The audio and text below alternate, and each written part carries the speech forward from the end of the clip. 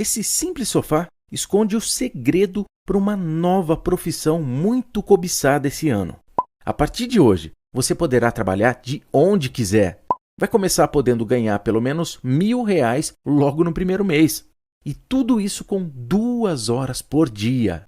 Está nas suas mãos a oportunidade que você tanto buscava para trabalhar de casa e ganhar um bom dinheiro. Eu já interagi com muitos colaboradores seus, você tem uma equipe assim que é leal, que é fiel, sabe? Como é que você faz esse exercício de se manter simples, humilde e em busca de melhores resultados, já sendo uma das maiores empreendedoras desse país?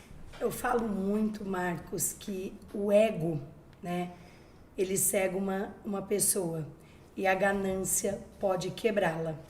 E o empreendedor, ele precisa fazer um exercício que é voltar às suas origens. Então, eu sempre faço questão de voltar às minhas origens e lembrar de onde eu vim. Porque isso me faz dar valor em cada coisa que eu tenho. Porque construir é muito fácil. E assim, gente, quando eu falo em construir é muito fácil, nós podemos citar aqui milhares de marcas que eram mega famosas e referências que deixaram de existir. Acho que muito mais difícil do que construir um negócio é fazer ele perpetuar. E qual é o descuido que muitos empreendedores têm? A gente pega aí, vou dar um exemplo para você, Marcos, até todo mundo aqui que é da nossa idade vai lembrar mais ou menos. Quando eu era adolescente, eu era de uma família muito simples. E eu queria ter uma camiseta verde-limão escrito Pacalolo, mas eu não queria uma falsificada, eu queria uma verdadeira. Já usei Pacalolo. Eu não. Lá no interior não tinha, custava caro, eu nunca pude ter nenhuma. E eu queria ter... Quando eu tinha uns 12, 13 anos, a minha avó me deu uma Pacalolo. Não, e olha, a outra coisa, Marcos, eu queria uma calça que tivesse um raiozinho na bunda escrito Zump ou M-Officer. Então, assim, a gente vê, produtos que eram extremamente desejáveis e marcas que... Cadê, a Pacalolo? Cadê a Zump, né? Cadê? Então, assim, a gente pode... citar inúmeras outras aqui, inúmeras. Blockbuster, muitas. Kodak. Tudo. Então eu falo, Marcos, que às vezes, se o ego ele cega o empreendedor, o que acontece? Ele para de ver as oportunidades que passam pela sua frente. E eu falo que muito mais importante do que se adaptar às mudanças é com que velocidade você vai fazer isso. Você citou uma empresa aqui agora, Kodak. Qual que foi o grande problema da Kodak? Ela estava ganhando o jogo, era líder de mercado, era uma empresa que estava vendendo o filme Amanda Rodos, com os números estrondosos de rentabilidade, achou que não era o momento de mudar. Demorou demais para fazer, veio alguém e fez. E tem um ditado que eu aprendi com uma amiga que eu gosto muito, que é assim: se você não estiver vendendo, alguém está vendendo no seu lugar. Então, esse ego que a gente está falando, ele cega esse empreendedor e aí ele acha o seguinte, que ele é a última bolacha do pacote, que não tem ninguém melhor do que ele, e aí ele fecha os olhos para esse novo mundo que nós estamos vivendo e quando ele vê, ele perdeu o mercado. Quer ver que engraçado? Tem muito empresário que no final lá do acelerador empresarial, ou durante o acelerador empresarial, me procura e fala assim: Marcos, vou te confessar uma coisa. Eita. Aí eu já sei o que é, porque é muito comum. Fala: eu vi lá, você novo, eu estou empreendendo há 40 anos, eu pensei, o que esse moleque tem para me ensinar?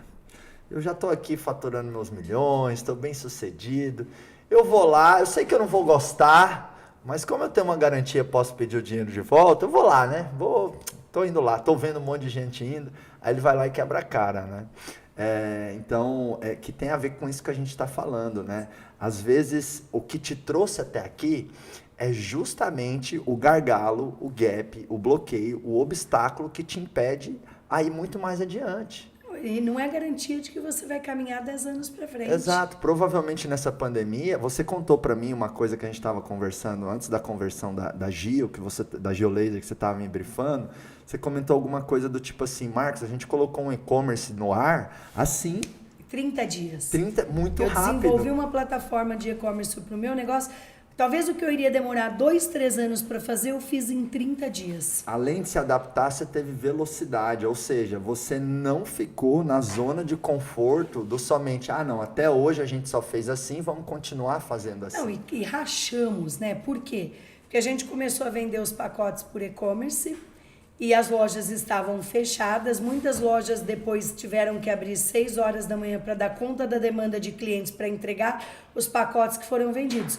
E aqui tem uma colocação que eu quero puxar uma coisa, Marcos, que é o seguinte, para muita gente, pandemia foi férias, tá? Uhum. E aí, assim, gente, desculpa o palavreado, mas para muita gente, o nego ligou o botão do foda-se, ligou o outro botão que é o da Netflix, detonou com a Netflix durante a pandemia, assistiu tudo que tinha direito, sendo que foi um momento que nunca os negócios precisaram tanto dos seus donos como precisaram durante a pandemia. Acho que eu não trabalhava tanto, gente, mas eu trabalhei tanto, mas tanto, de domingo a domingo. Eu trabalhei o dobro, o triplo. Eu também. E eu compartilhei muito nas minhas lives, nos meus conteúdos o seguinte, se tá faltando dinheiro, tem que sobrar atitude. Não o inverso, a falta de resultado não tem que te deixar na cama, tem que te deixar no campo de batalha. Você tem que olhar para o seu contexto e encontrar oportunidades, transformar dificuldades em oportunidades. Que nem a gente acabou de citar do e-commerce na Joelha. E na Sorridentes, que em 24 horas eu montei o primeiro canal de teleodontologia do Brasil. Uau! E com isso eu conquistei 600 mil novos clientes. Então, assim, eu fui lá, fui muito rápida, muito objetiva, disponibilizei o número 0800 para a população. Através desse número eu passei a fazer pré-diagnóstico pelo telefone nos pacientes e dar orientação. Eu peguei o meu call center, que era feito por atendentes de call center, e transferi para a casa dos meus dentistas. E passei a dar atendimento de dentistas para a população, onde as pessoas ligavam, tiravam dúvidas. E outra coisa, em plena pandemia, ninguém em sã consciência vai ficar com dor esperando a pandemia passar para ir ao dentista. Pelo contrário, eu tinha a obrigação de ajudar a acudir essas pessoas para que os hospitais pudessem ficar livres para fazer os atendimentos necessários. Ou seja, eu foquei na solução, acabei colhendo os frutos disso, estou colhendo ainda, crescendo muito este ano. Eu falo a seguinte coisa, olha, para você que está nos ouvindo, tá? Toda vez que tem uma crise ou um problema, você tem que buscar continuar caminhando, nem que você caminhe um pouquinho mais lento. Se você parar, quando as coisas voltarem, você volta 10 anos para trás, 5 anos para trás, porque você tem que gatinhar de novo, para depois continuar caminhando devagarzinho, para depois correr. Se você caminha na dificuldade, quando as coisas melhoram, ou você voa, ou você corre mais rápido. E muita gente congela, muita gente estaciona. O medo congela muita gente. Aí eu falo, gente, pior que tá, não fica. Tu tá com medo do quê? Né? Eu acho que assim, se você não tentar, como é que você vai saber se deu certo ou não?